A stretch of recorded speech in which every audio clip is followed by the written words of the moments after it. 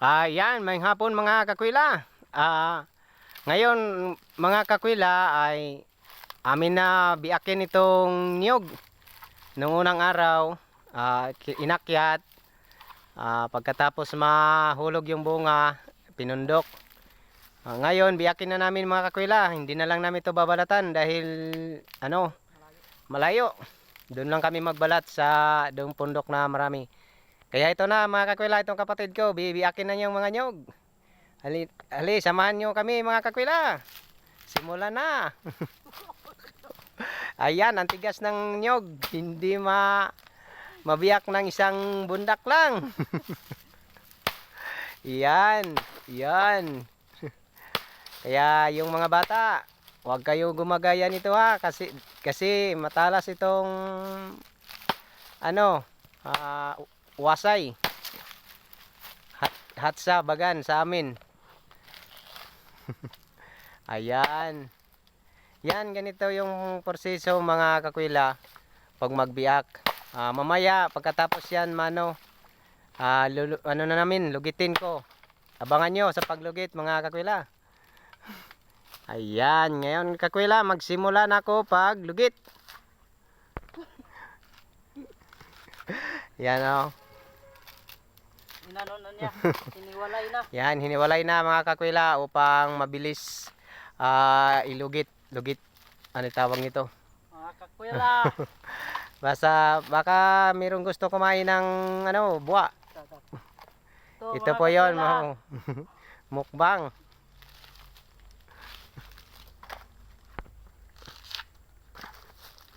Ayan, tapos na. Akin na lugitin mga kakwila. Yan mga kakwila, simulan ko na pag lugit ng nyog. Samahan niyo ako mga kakwila.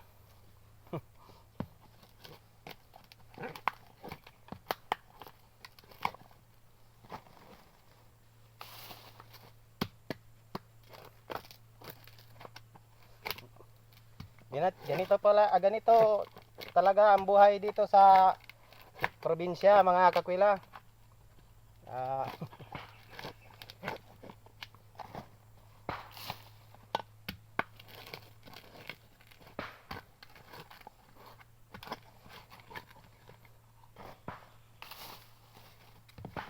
Sana hindi kayo magsawa sa aking mga video.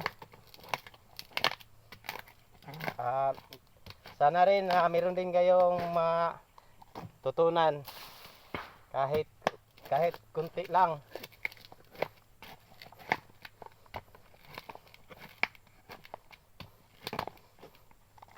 Pagkatapos nito mga kakwila, mailugit itong kuhan na laman ng nyog.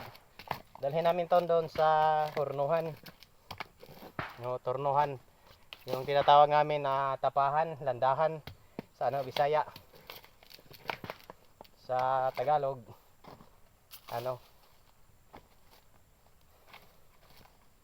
hornuhan. Bagan ubin. Kaya pagpasensyahan nga mga kakwila.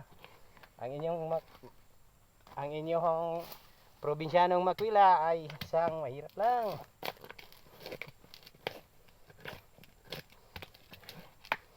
Sana mapansin ni Daddy Mitch.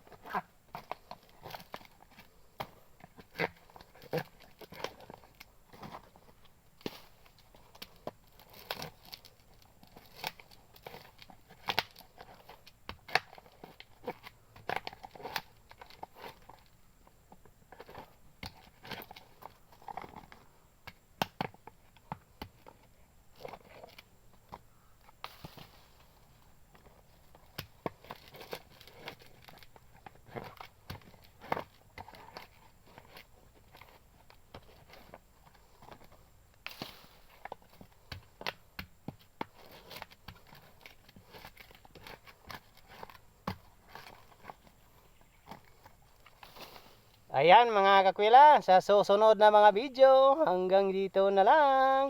Bye bye, I love you.